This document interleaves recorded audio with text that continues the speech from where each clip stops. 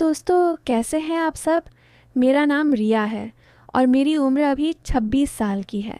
मैं थोड़ी सी गोरी हूँ, लंबे बाल और मेरी आंखें थोड़ी शरारती हैं। मेरी कमर पतली है और जब मैं चलती हूँ तो मेरी साड़ी की प्लीट्स हल्के से हिलती हैं। बच्चे, जवान, बूढ़े सब मेरे पे फिदा है, लेकिन मैं ऐसी नहीं हूँ। मैं तो बस घर परिवार वाली लड़की हूँ जो अपनी ससुराल में खुश रहना चाहती हूँ। मेरी शादी को अभी 2 साल हुए हैं और मेरे पति शहर में नौकरी करते हैं, इसलिए वो ज़्यादातर बाहर रहते हैं। घर में मैं, मेरी सास और मेरे ससुर जी हैं। सासू माँ थोड़ी बीमार रहती हैं तो घर का ज़्यादा काम मैं ही संभालती हूँ।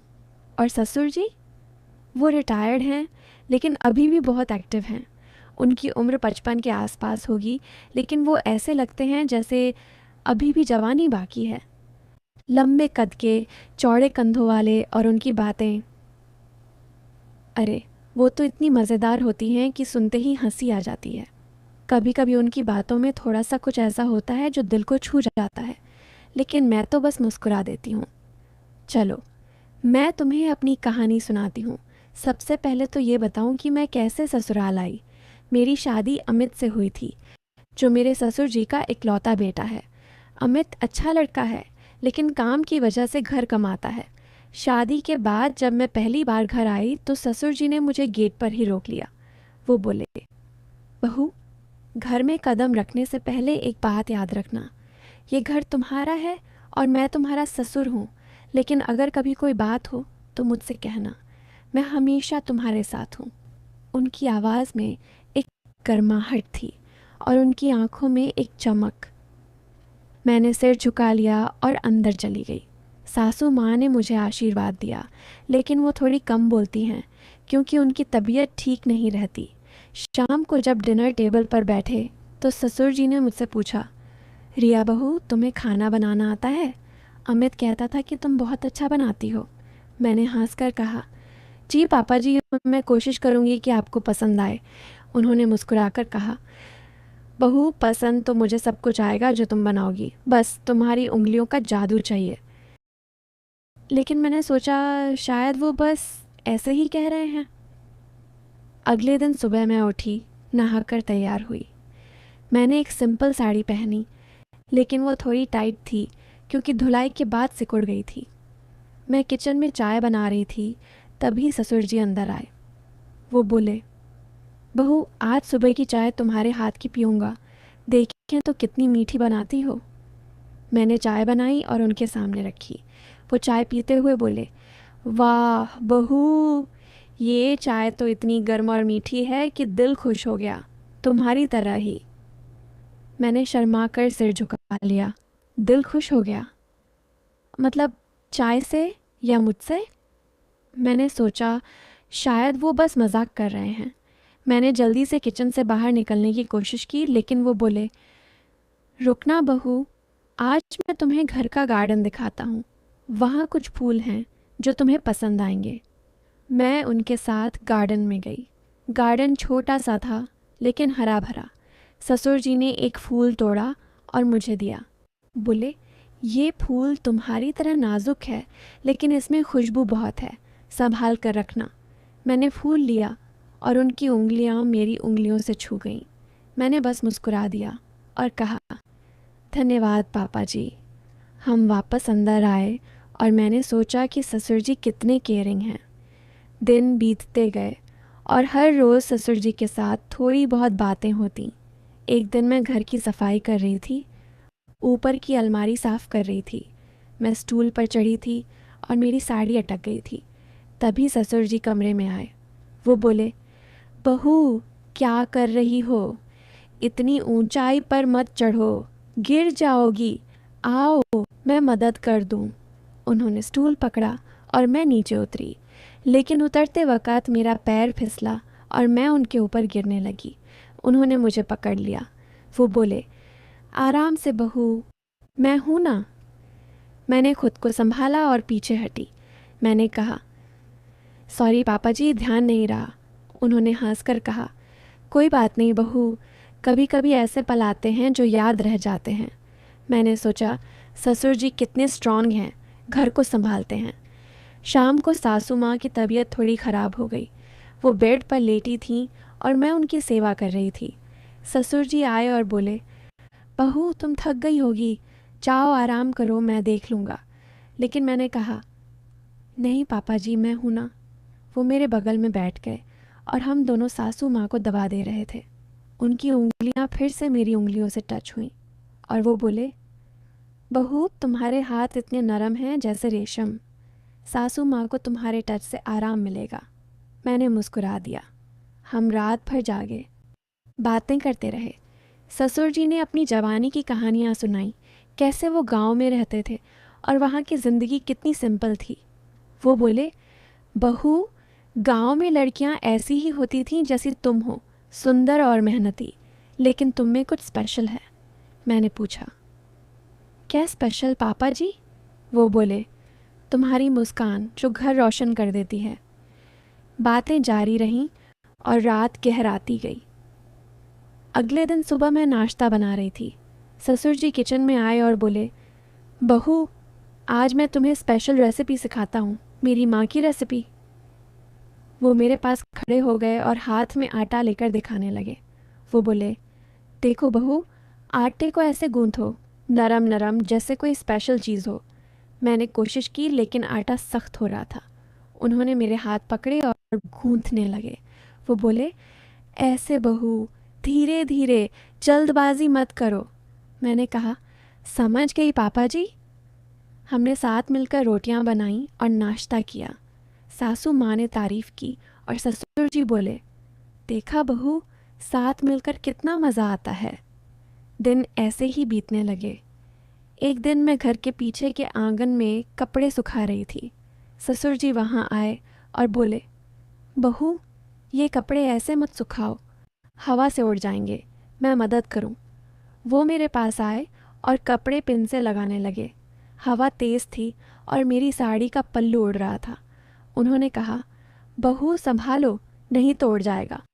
मैंने पल्लू संभाला और हम हंस पड़े। वो बोले, बहू तुम्हारी साड़ी कितनी अच्छी लगती है, जैसे तुम पर बनी हो। मैंने कहा, पापा जी आपकी तारीफ़ से शर्मा जाती हूँ। हम बातें करते रहे, आंगन में खड़े खड़े। वो गांव की कहानियाँ सुना रहे थे, कैसे वो खेतों में काम करते थे और वहाँ की लड़कियाँ कैसे होती थीं। वो बोले, बहू तुम वैसी ही हो लेकिन शहर वाली टच के साथ। बातें लंबी होती गईं और समय बीतता गया। शाम को टीवी पर न्यूज़ चल रहा था। ससुर जी और मैं साथ बैठे थे। सासू माँ सो रही थी। न्यूज़ में कुछ रोमांटिक स्टोरी आ रही थी और ससुर जी बोले, बहू ज़िंदगी में प्यार बहुत ज़रूरी है।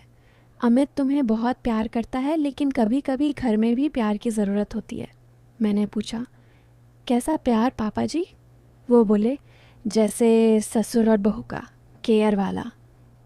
हम बातें करते रहे, टीवी देखते देखते।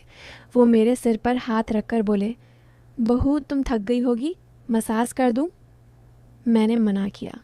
रात हो गई और हम सोने चले गए, लेकिन मेरे दिमाग में वो बातें घूम रही थीं। अगले हफ्ते अमित का फ़ोन आया कि वो 1 महीने के लिए बाहर जा रहा है। मैं थोड़ी उदास हो गई।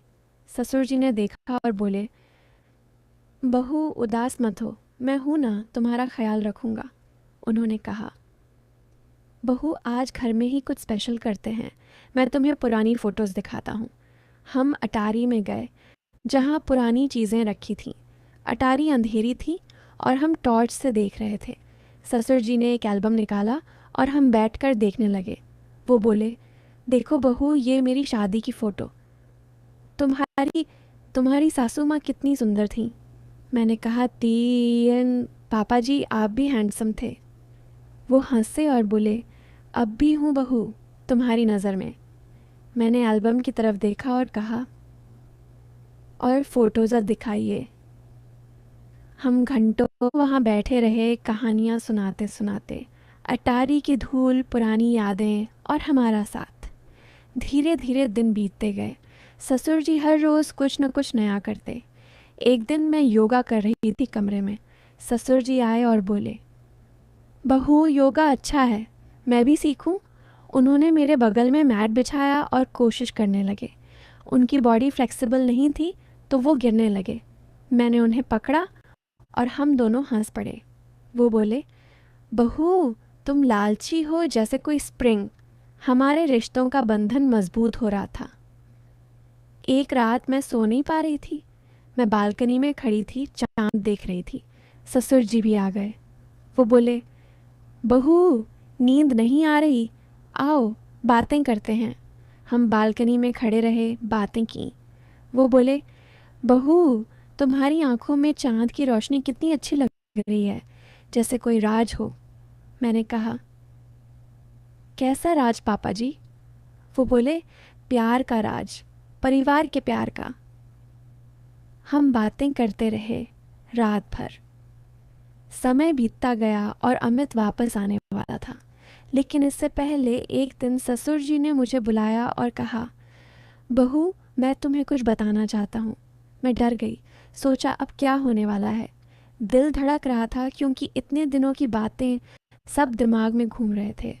वो बोले, बहू मैंने तुम्हें हमेशा बेटी की तरह देखा है, लेकिन मैं जानता हूँ कि मेरी बातें कभी कभी अच्छी नहीं लगती होंगी। असल में मैं एक राइटर हूँ। रिटायर्ड होने के बाद मैं स्टोरी लिखता हूँ और तुमसे बातें करके इंस्पिरेशन लेता हूँ। मैं एक किताब लिख रहा हूँ जिसमें ससुर बहू का रिश्ता है। तुम्हारी वजह से वो स्टोरी ज़िंदा हो गई। अब किताब छपने वाली है और तुम्हारा नाम डेडिकेटेड है। मैं हैरान रह गई, लेकिन वो रुके नहीं। उनकी आंखें नम हो गईं और वो बोले, लेकिन रिया, ये सब सिर्फ किताब नहीं है।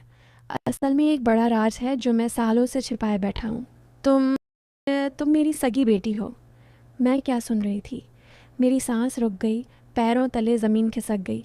वो जारी रखे, बचपन में जब तुम सिर्फ 5 साल की थीं, एक एक्सीडेंट में तुम्हारी माँ गुजर गई और तुम खो गई। मैंने तुम्हें हर जगह ढूंढा लेकिन मिली नहीं। फिर अमित को एडॉप्ट किया, जो मेरा भतीजा था, और उसे अपना बेटा बनाया।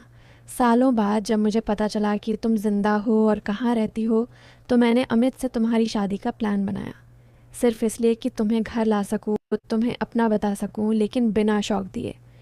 ये सारी बातें, ये केयर, सब इसलिए क्योंकि मैं तुम्हें टेस्ट कर रहा था, देख रहा था कि क्या तुम्हें पुरानी यादें आती हैं या नहीं। किताब असल में तुम्हारी ज़िंदगी की स्टोरी है जो मैंने छिपा कर लिखी। मैं रोने लगी क्योंकि अचानक सब कुछ क्लियर हो गया।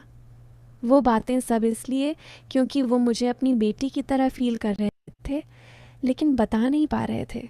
अमित आया और उसने सब कंफर्म किया। वो जानता था और खुश था कि फैमिली कंप्लीट हो गई। हम सब गले लगे और वो किताब छपी जो अब हमारी रियल लाइफ स्टोरी बन गई। अब घर सच में मेरा है और ससुर जी और पापा जी मेरे रियल पापा हैं।